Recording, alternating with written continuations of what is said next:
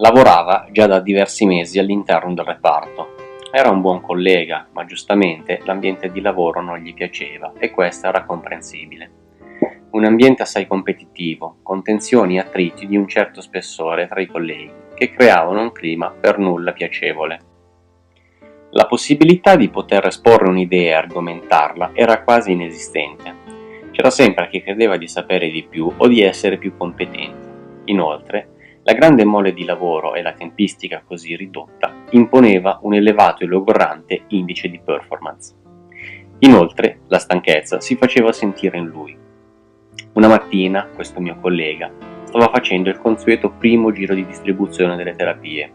Alcuni pazienti erano nuovi, altri, invece, erano gli stessi.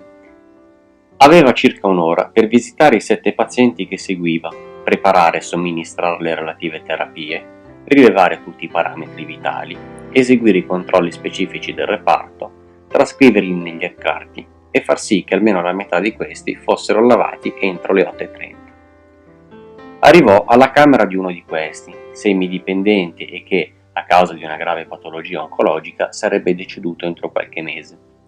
Nonostante questo, doveva essere preparato in fretta, perché l'attendeva un'intensa mattinata di esami diagnostici. Iniziò a guardare l'incarto e a preparare la terapia secondo lo schema prescritto. Una terapia comune che aveva visto numerose volte. Nonostante questo, però, quella mattina interpretò in modo errato quanto vi era scritto per un farmaco.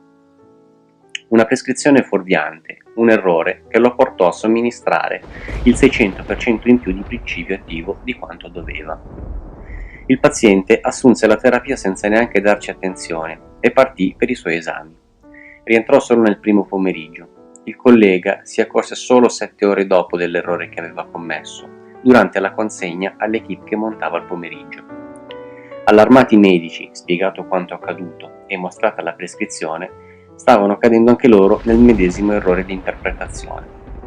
La rabbia da ambo le parti si percepiva ad occhio nudo.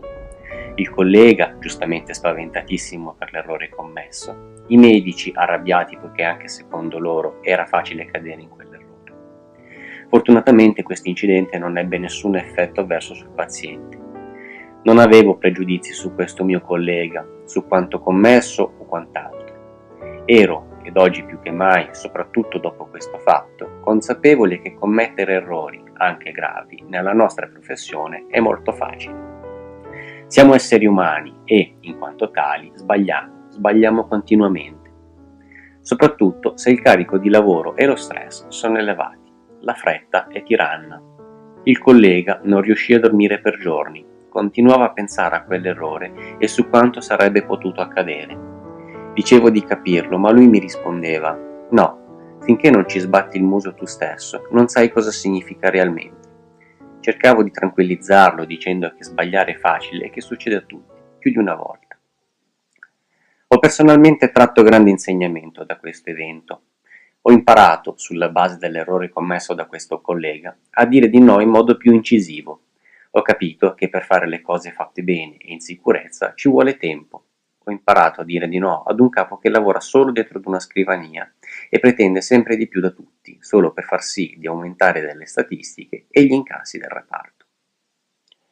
Ho imparato a dire di no ad un burocrate che non sa realmente cosa significa lavorare a contatto con le persone e le loro patologie. Quello che qui è in pericolo, oltre al mio stato psicofisico, è la vita delle persone, non l'utile netto alla fine dell'anno.